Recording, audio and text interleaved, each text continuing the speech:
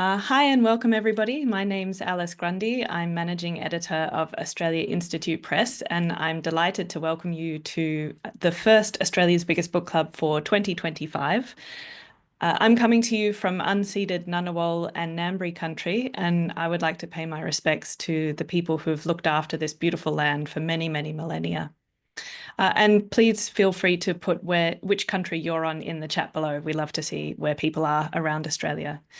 Just a reminder that you can register for upcoming book clubs and all of our webinars at australiainstitute.org.au/webinars.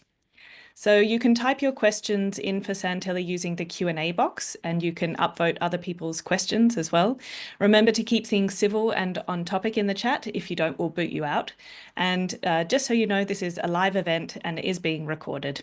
The video will be available on our website afterwards, australiainstitute.org.au.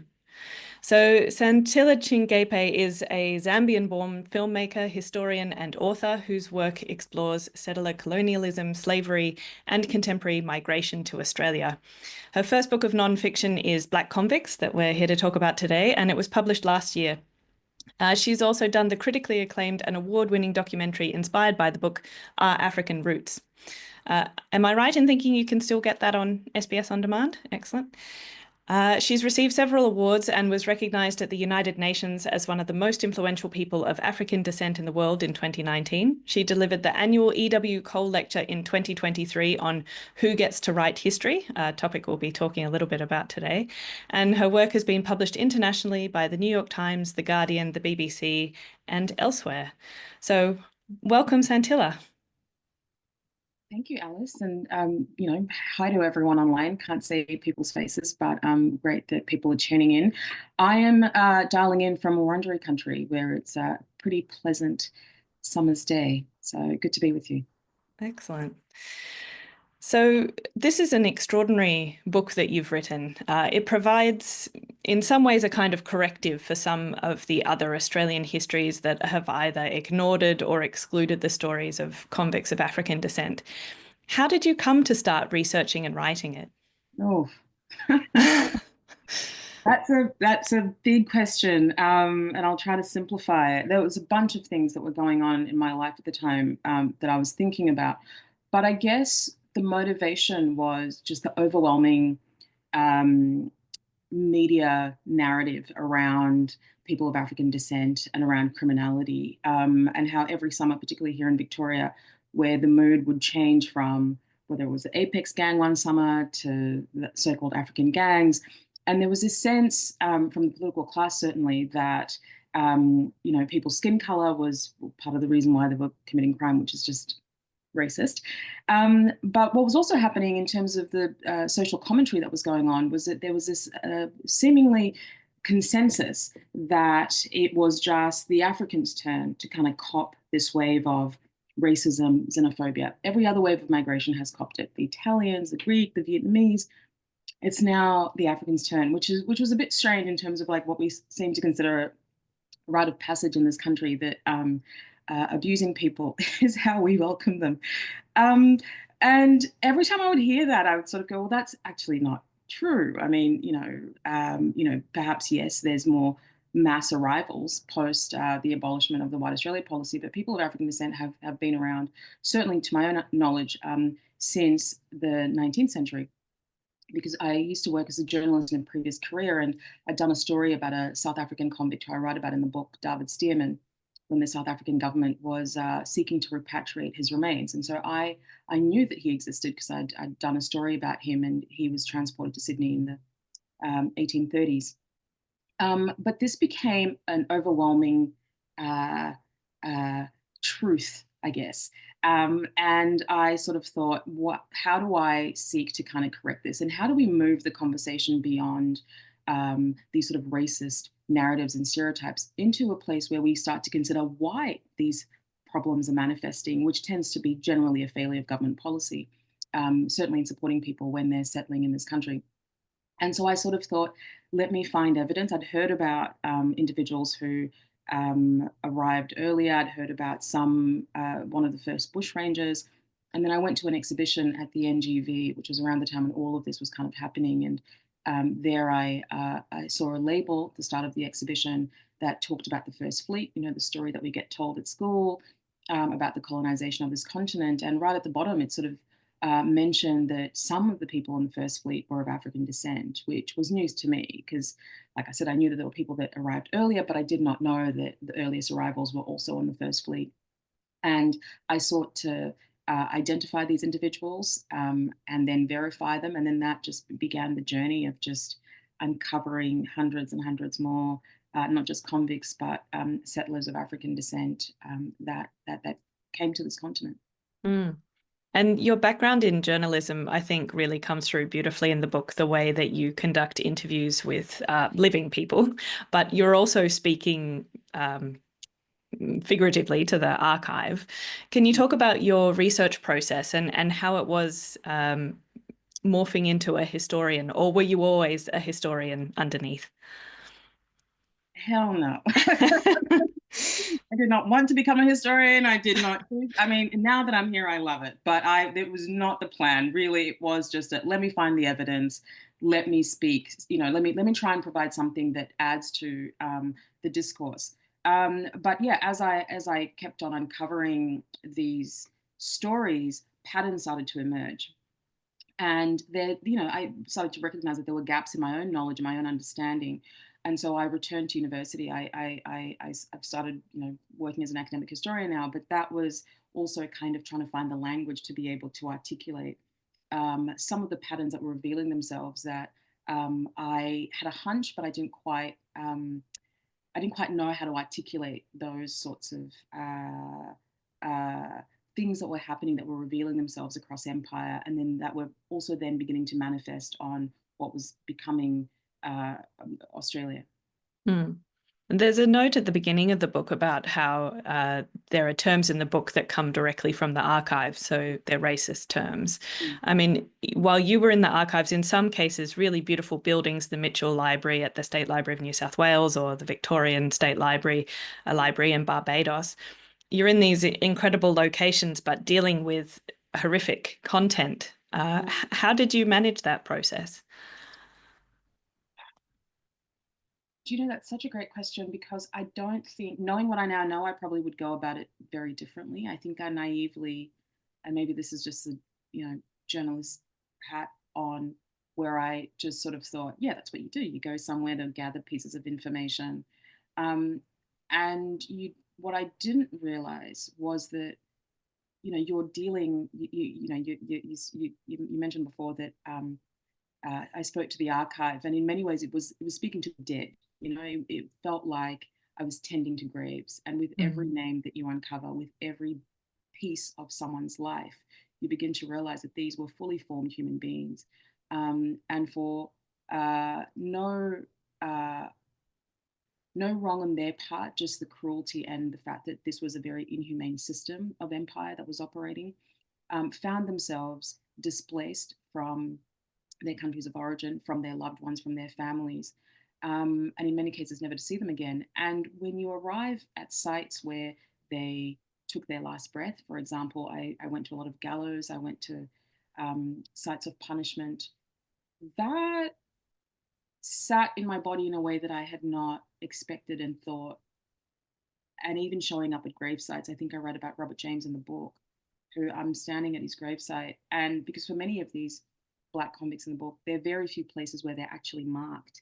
Mm. A lot of them are buried in unmarked graves. And so to find a grave with a name, and that was like, whoa, this is huge. And then this extraordinary thing happens where you just start to break down, Mm. to cry, because you begin to realize that, well, I certainly started to begin to realize that I was there on behalf of people who couldn't be there, Mm. people that could not farewell this person because of, the way empire was operating.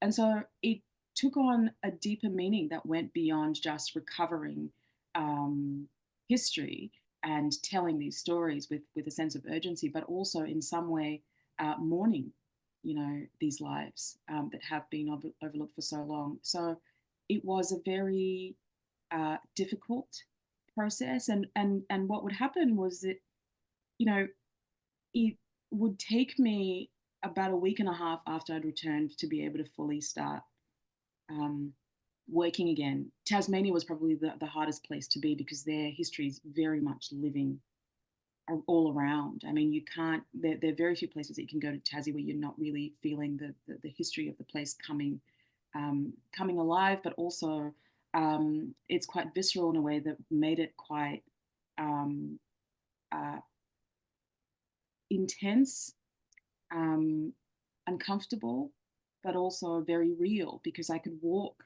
from one part of Hobart to another, following the exact route that convicts would be ushered, particularly female convicts when they were being taken to the female factories, and all of the sounds and everything just starts to, and all of that starts to put you in the place where you're like, oh my gosh, actual humans were experiencing this, Mm. but then also thinking about what they were bringing with them, what they had left behind, but then what they were also about to endure, right? Which they didn't know, but I knew because I, a couple of steps ahead in the story as a historian in that context. So yeah, it took on more meaning than I naively thought it would, and it's forever changed how I now deal with colonial archives. Mm. And when you're talking about, people not knowing how their lives were going to unfold, there is, for some of the people in the book, a path from being taken from their homeland, being an enslaved person, then being a convict, and in some cases being a free person. But you also use the word unfree or unfreedom. Can you talk a bit about the language choices that you make, and what are some of the finer points between these different descriptions for people's lives? Yeah. So one of the things that revealed itself to me in the book was part of, I mean, labor was the engine of empire, and people were being displaced in various forms in service of empire. So you obviously had enslaved people.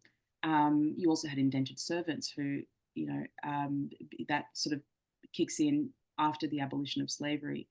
And then you've got people that are working as um, working in the Navy, working in the Army, working again in service of empire at the front lines of preserving and um, protecting colonial interests. And then you've also got people who are um, servants, for lack of a better term. I don't particularly like using that phrase, but people who are also servants, who are employed, in some cases compensated, in other cases not. And so you've got these varying degrees of labor exploitation that are loosely defined, but also slightly different from each one. So slavery, for particularly chattel slavery, had a very clear and distinct definition. But in each form of unfreedom, you've got varying degrees of autonomy and agency. And so it's very difficult to kind of absolutely say that people, certainly people of African descent around that time in history, were um, were free, but they were subjected to some form of restriction by the mechanisms of empire. So that's why unfreedom is a term that I use to essentially argue that yes, slavery is very different from other forms of unfreedom, but it's not to say that people that were servants weren't also having restrictions imposed on them because of the color of their skin. Mm. Um, and one of the false narratives that I think you challenge successfully in the book is about Black people not resisting slavery or not resisting the conditions that they're in. And this has been a false narrative that's been perpetuated against First Nations people in Australia as well. Can you talk a bit about maybe the rebellion in Jamaica, and then about some of the people who were involved in that who found themselves in Australia? I am so glad you brought. That's my favorite story, and very few people bring it up. But I love Alexander Simpson's story. And look, when I came across his story, so working with the archives, for me, there are these things that are called indents, which were effectively arrival documents. And in the beginning of colonization, they're very general. They don't really give you much information apart from the name, uh, country of origin, the duration of their sentence, and when and where they were convicted. And that's pretty much it. But as the colonies develop, those arrival documents become a little bit more sophisticated in terms of how they detail and how they record people. So you start getting things like complexion and hair color, um, the shape of a chin, the shape of a nose, height, all those sorts of things. And that's where it becomes very clear. And that's where I was able to make very clear distinctions of who would be of African descent versus someone that wasn't. Because again, country of origin also doesn't give you much of a sense of someone's racial makeup. Certainly when you're thinking about Britain at that particular point, because a lot of Black Britons in the 18th and 19th century. But what also starts to happen is that they start recording the place of conviction and the crime in a way that wasn't previously recorded. And I remember looking at this ship record, and at the bottom there was about 7 or so Jamaicans. And as I'm reading across, it's saying things like mutiny, rebellion, and then the dates are all the same. It's like 1833 was when they were transported, around that time. And I went, what was going on in Jamaica in 1833? And start working backwards and realize the biggest slave rebellion in British history happened around the time that, some of the figures who were central to that rebellion were sentenced to transportation. If you weren't being executed, you were being sentenced to transportation because it was the second worst punishment.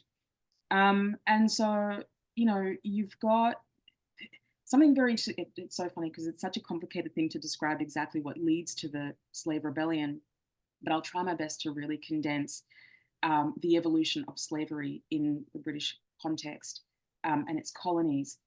So slavery in a lot of popular imagining and understanding is that enslaved people were limited in what they could do and how they could live. And to a degree, that's very, very true. But some changes started to happen across Britain's slave colonies, in that legislation was trying to be shifted to sort of improve the lives of enslaved people. And this period was called amelioration. And during amelioration, things like Christian teachings were made available and accessible to enslaved people. Women, for example, were exempt from laboring on Sundays, I think it was. They were allowed to dress in a certain way. They were allowed to make money from selling things in markets and things like that. They were also allowed to, I think this was by the 1820s, give evidence in particular courts of law, which also is a very complicated understanding of that judicial process. But these things all start to facilitate what then starts to happen, particularly around the rebellions. And because you've got this big rebellion, the first, the most successful slave rebellion in history, which is in Saint-Domingue, present-day Haiti, taking place, this news starts to spread across various slave colonies, where enslaved people become aware of the fact that other enslaved people are resisting and rebelling. And so you start to see an increase in rebellions, and they become more sophisticated and they become larger and larger.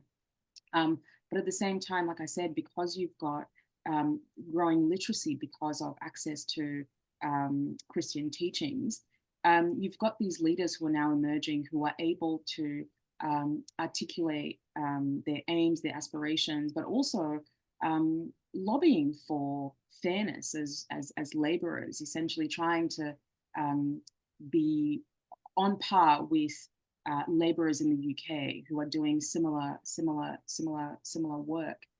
And that's kind of what they're calling for. And this rebellion that's led by this Baptist preacher, Samuel Sharp, begins very peacefully. It's non-violent, and it's essentially calling for better working conditions.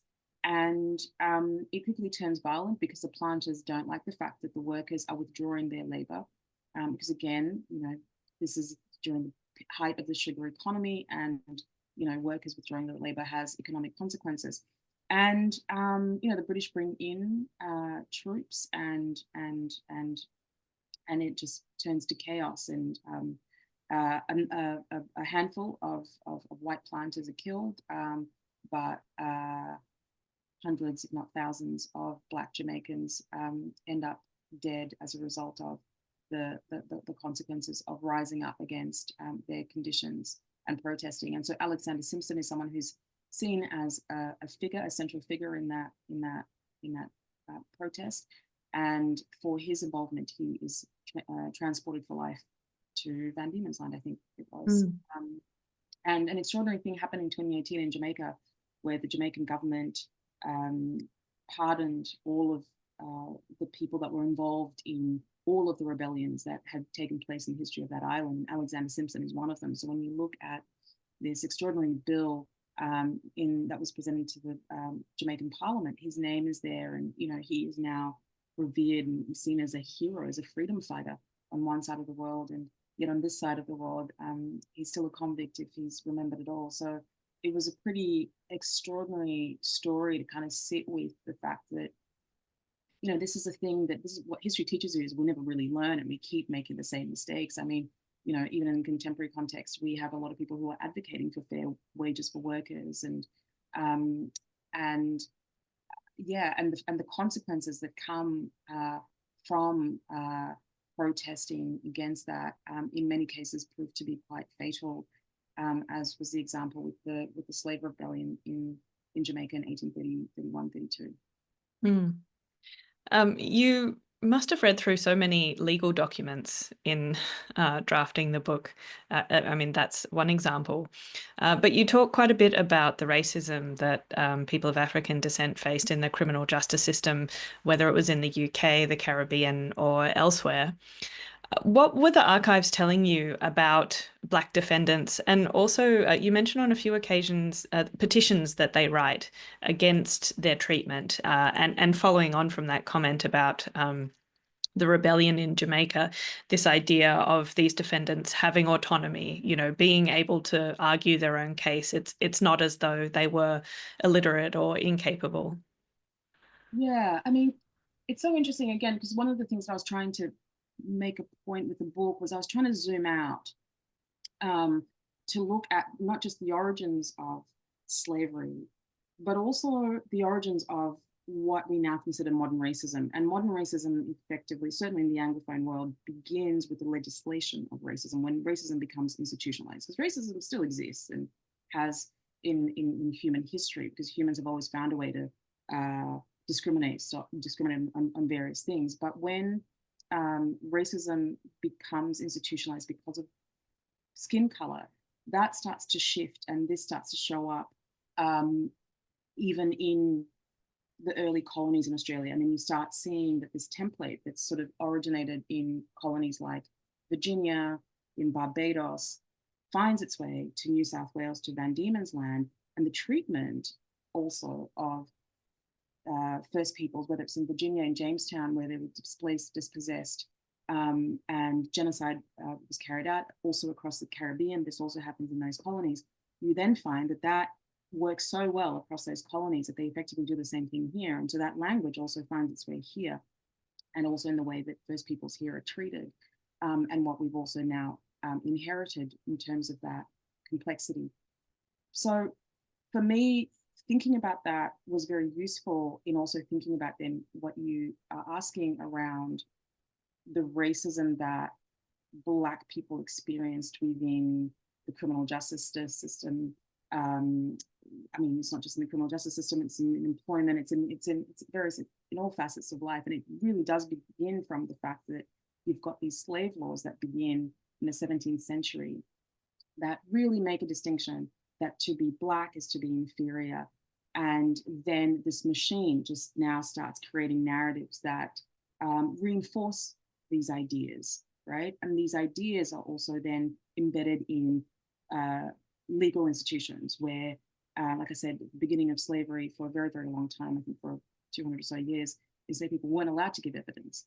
And even when they were in court, they still couldn't bring witnesses in, and they couldn't, they effectively weren't permitted a fair trial. And it wasn't just enslaved people, but it also happened with Black people who were, free, whether they were in Britain, where they'd be subjected to racism within the court system, and prejudice because of the color of their skin. And so you start to see that also becomes part of their experience and their existence. But because some Black people, again, took it upon themselves with whatever means to educate themselves, some of them understood the way the law worked, and they thought that because the way the law worked a certain way, they should effectively be treated equally under the law. And unfortunately, in many cases, that proved to not be true. I mean, even with the Jamaican rebellion that we talked about, one of the reasons why these enslaved people thought that they could take on those actions was that they believed that Britain would side with them, because that was just what they understood and how they had read what was going on. Because they were reading what was happening in Parliament, they were reading the discourse in England, and so they believed, and rightly so, that Britain would protect them. But Britain was also had colonial interests, right? And so you find that in many ways it's quite disheartening when they have the realization that they're still being treated very differently because of the color of their skin. And I tell a story in the book. I think it's in the chapter where I touch on encounters with First Peoples, where I tell the story of this Barbadian convict, I believe, who becomes free, and he employs a young Aboriginal teenager. And this teenager absconds from work, and so this Barbadian man decides to take him to court, because he's essentially saying, well, he's violated an employment agreement, and the way I read the law, this has to be resolved. And when he arrives, everyone in the court kind of just descends on the court, because they just sort of think this is pretty extraordinary, because you've got these two Black people in court, and people are going, what is going on? And this man believes that he's got the law on his side, because he's essentially arguing that, there's been a violation of an employment agreement. I'm an employer. This is my employee. And he learns very quickly that the law treats him very different. Despite the fact that he's a free man in the colony of New South Wales, he's still not being seen as an equal in that court of law. And so that also becomes very interesting in how he sees himself in that system, where he believes that he should have access to the same rights as free white people. And he learns very quickly that that's not the case. These stories of individuals in the book are amazing. And so you've talked about the big picture, but there is also a lot of detail. There's the example of Maria Middleton, who we first meet as a 17-year-old enslaved girl from present-day Belize. And then she came to be responsible for a white woman convict in Tasmania. So you've got these people of African descent who are part of broader colonial structures. Can you tell us a bit more about that story, maybe, or about more of those dynamics between people of African descent and white people in Australia, what you found in your research?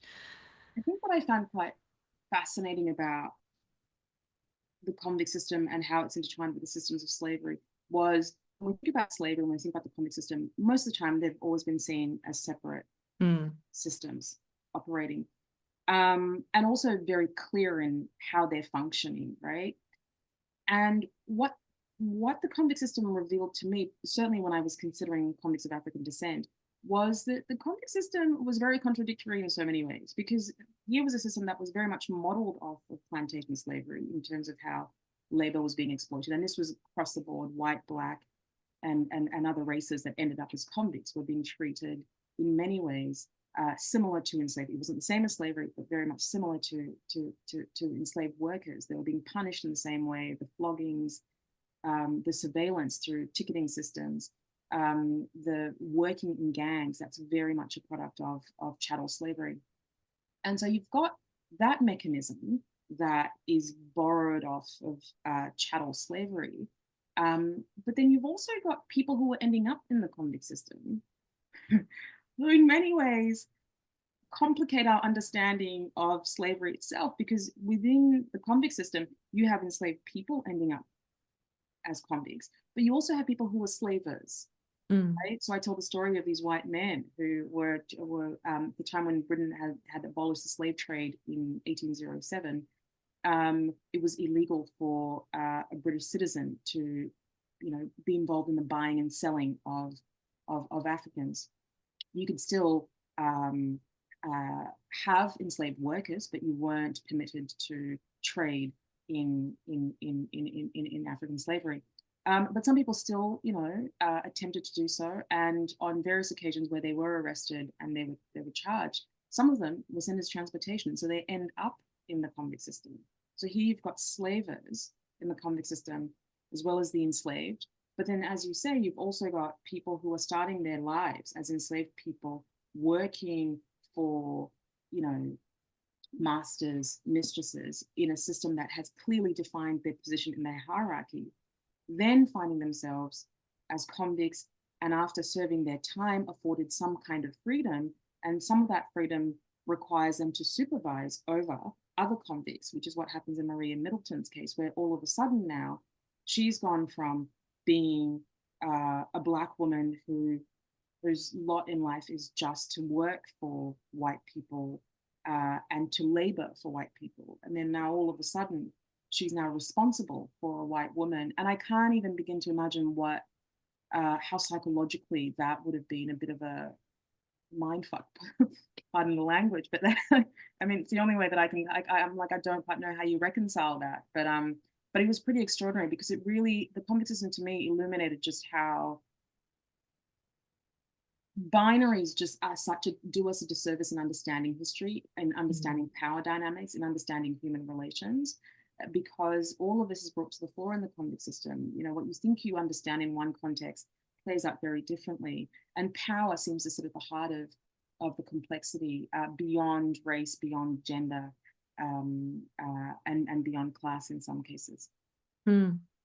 I have more questions, but I should leave some space for questions from the audience. So please feel free to put your questions in the Q&A box.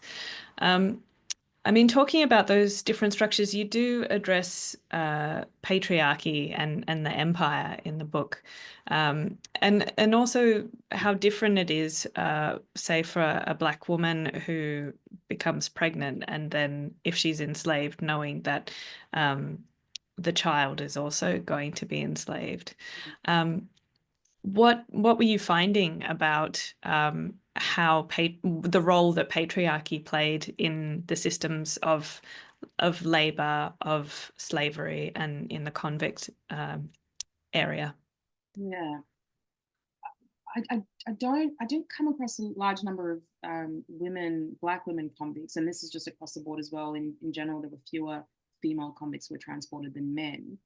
But within the Black women convicts that I did come across and that I write about in the book, the majority of them were convicted for very serious crimes, in many cases murder or attempted murder. And when you look at the context in which they're convicted, it seemed that many of them were survivors of sexual violence. And sexual violence appears to be a big theme in slavery. And this forced me to sort of think about the role that women were playing, not just in the convict system, but also in the systems of slavery, and how their bodies were also sites for exploitation and control. And I was seeing the parallels in the convict system, in how women's bodies were being controlled, in how they were being surveilled, but also in the ways in which their bodies were being controlled. In the system of slavery, a very similar thing was happening. I mentioned that in 1807, the buying and selling of humans became illegal within the British Empire and British colonies. And so enslaved women's bodies became a site for breeding a workforce. And in that context, there was a lot of sexual violence where enslaved women were being raped constantly to reproduce, again, to create a workforce. And so enslaved women's bodies were, in one way, you've got on the one hand, they are there to also perform a function as labor, but also their wombs were very much tied to the economy, not just in the context of giving birth to laborers, but also there was a law that was introduced, this was in the 17th century. It's a Latin phrase, and it is effectively, the law was slavery follows the womb.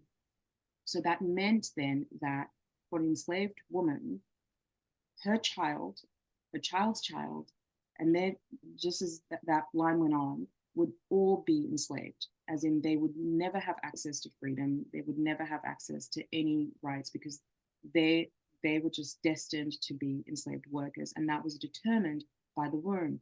And planters knew this, and they knew um, the, the wealth that enslaved women carried, not just in their physical bodies, but also as laborers, and they sought to control this in many ways. And so, looking at the role of enslaved women workers takes on a different meaning as opposed to male workers, because in many ways, and a similar thing starts to happen in the convict system as well, where you've got convict women who are largely working domestic work. They're not necessarily out on the road, working road gangs or working, building things, and taking on larger duties. But what their function starts to become in many ways is limited and defined by their relationship with men.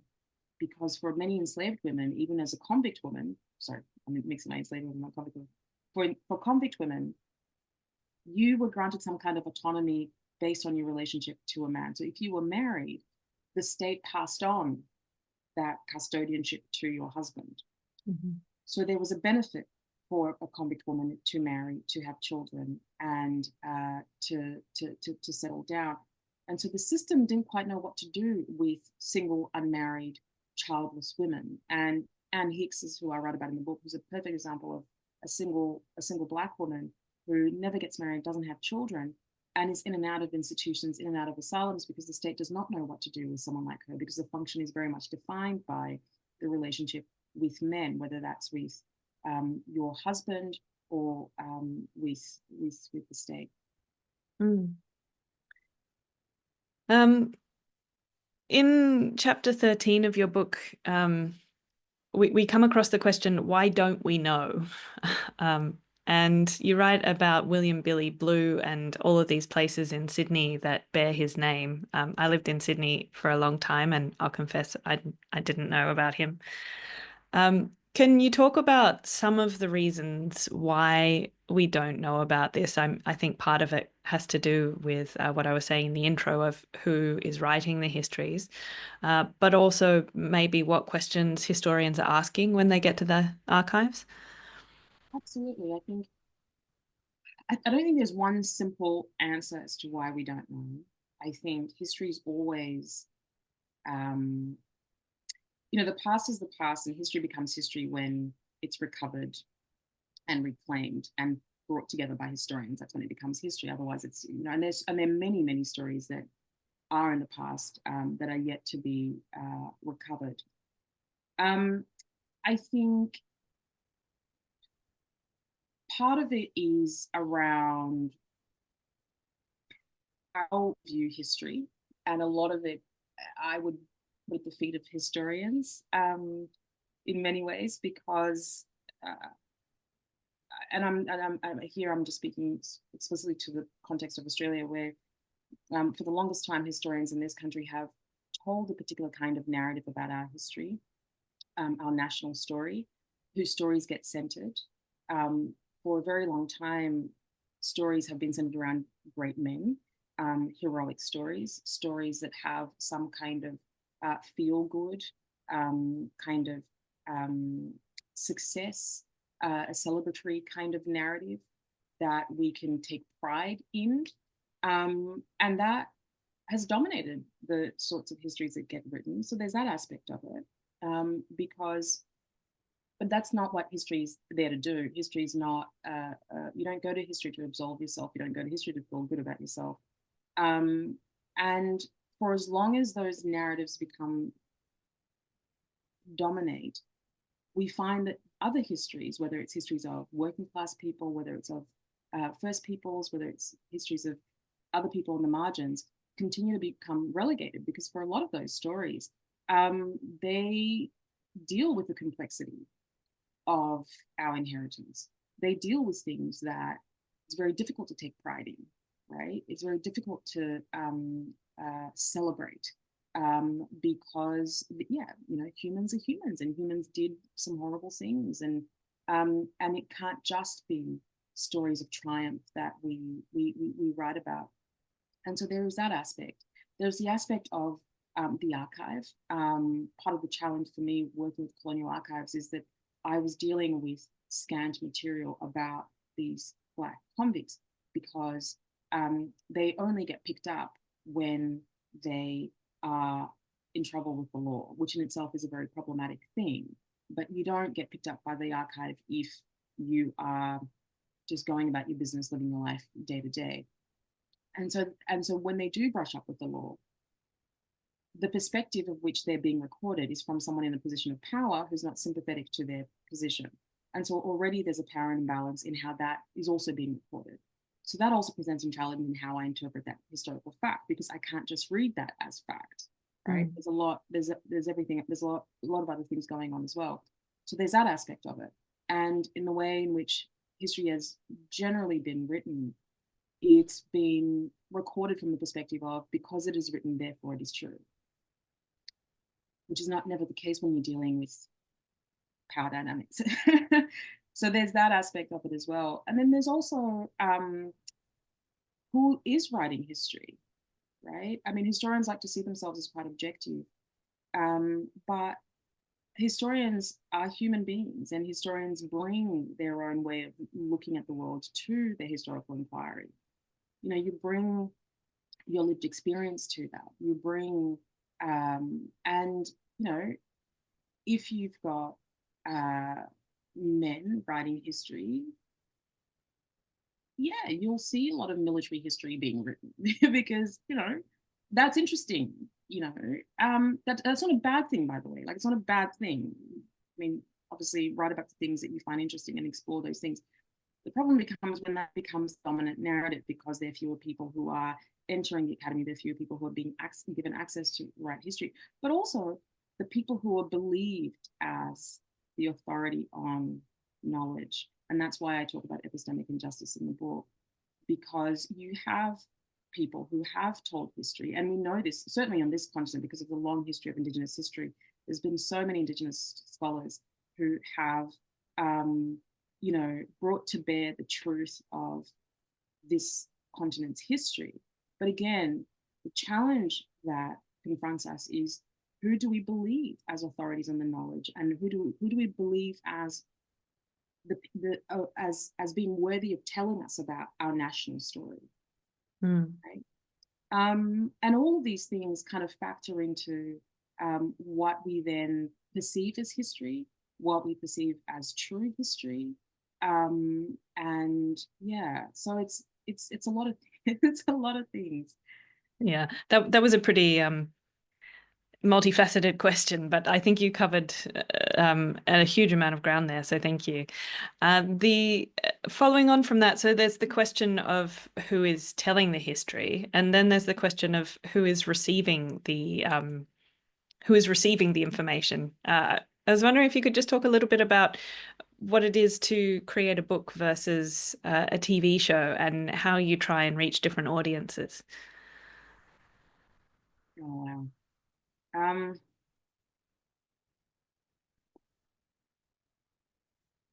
I I'm just sorry, my brain's going in different directions here because I'm thinking about the current political climate globally, but also just in the domestic context, and the era of misinformation and disinformation, and the threat all of that poses to democracy. Um, and for me, bearing witness has always been a big part of a civic responsibility. I think that it is our role, every citizen, every adult citizen certainly, to be informed about what is going on, to know what is being done in their name. I think it's not just a moral responsibility, but and also I think it's becoming increasingly challenging to cut through the noise, because there is so much noise and there's so much that is seeking to distract us from the truth, because it serves the interests of those in positions of power. And I've always been interested in making knowledge accessible, because I believe that everyone has a right to know their stories. Everyone has a right to know the truth about their history, and that should not be limited to certain kinds of literacy levels, or and so filmmaking for me is such a useful tool in that I can be able to share complicated stories with audiences, whether it's kids, young people, people from across the political spectrum, and to sort of go, they also have the right to know, because not everyone's going to pick up a book. Certainly, a book like Black Convicts is, because of the research and everything, it's not a book that everyone is going to reach for. But I did want people to know these histories, and I did want people to know these stories. And so being able to find ways of communicating this information to ensure that people know the truth about their histories, hopefully leads to a more informed citizenry, that when politicians stand up and they say things, that people can very quickly say, well, that's not true. Know that to not be true. And that's always my hope. I don't know if I'm entirely successful, if I'll ever be successful in cutting through in that way, just because of the overwhelming nature of all of the misinformation and disinformation. But I do hope that we are more receptive to various histories. Because like I said, I think history has always been, all nation states have their own version of myth making and have their own foundation stories that they tell themselves of how they want to be perceived. And a lot of this is around an emotion of pride. We should all feel pride in certain stories. And in Australia, we have our own versions of myth making, whether it's Anzac, whether it's other stories. But we don't want to spend time thinking about some of the histories that are worth talking about. We've just come off of Invasion Day just a few days ago, and the extraordinary thing there is that, like, you've got a big part of the story that is saying that the arrival of those ships changes the course of this continent, changes the lives very much in ways that we're still living with, consequentially, the first peoples on this continent.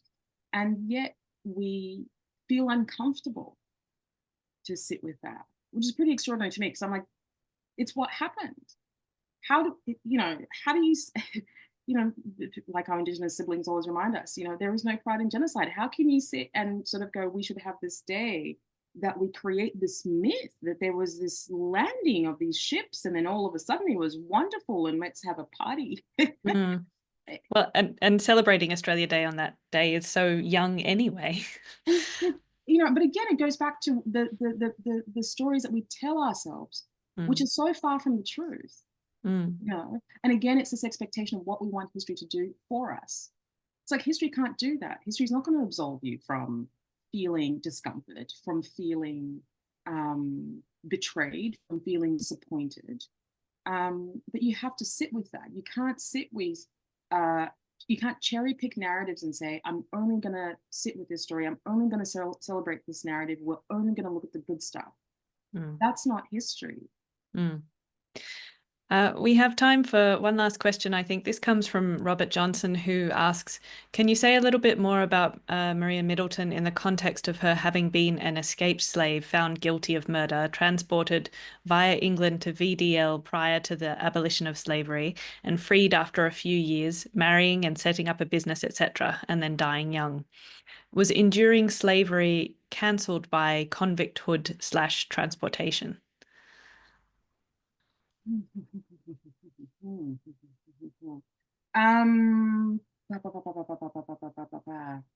Was enduring slavery cancelled by the abolition? So when Maria Middleton was convicted, she wasn't technically enslaved. Okay. Because of the period in which she was being convicted. So what was happening was that there were, like I said, there was like reforms that were happening, where there was the amelioration period. And then there was a period called apprenticeship, which I think is when Maria Middleton gets transported. And this period is, many historians argue that this is the continuation of slavery. But the apprenticeship period is what happens when the Emancipation Act kicks in around 1833. And this is a transitory period because essentially the enslaved workers and the state argue that you can't go from one day of being enslaved to then being free, it might cause chaos, all sorts of things. Largely untrue, but this was the argument for an apprenticeship period, which was supposed to ease enslaved workers into then being wage earning laborers. And so Maria Middleton, her case arrives around this time because, like I said, this is when enslaved people are being granted more rights, which mean that when she ends up in a court of law to being convicted of a crime, rather than her owner taking matters into their own hands, which is what used to happen before, where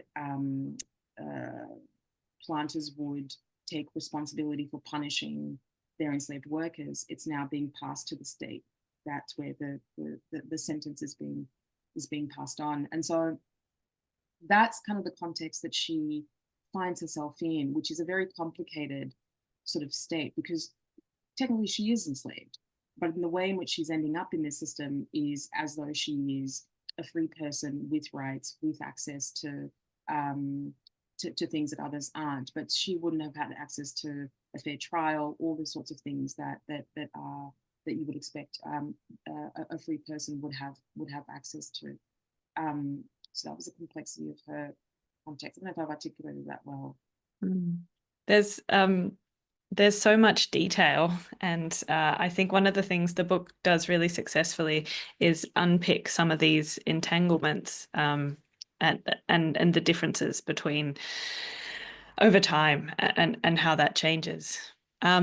I'm afraid that's all we've got time for today, but thank you so much, Santilla. That was wonderful listening to you talk about this book. I think it's a really important book. It's both really well written, and the way that you tell these stories is so compelling. But as I mentioned before, the way that you tie it into the broader questions of labor, of empire, and these human relationships, it's so successful. So congratulations.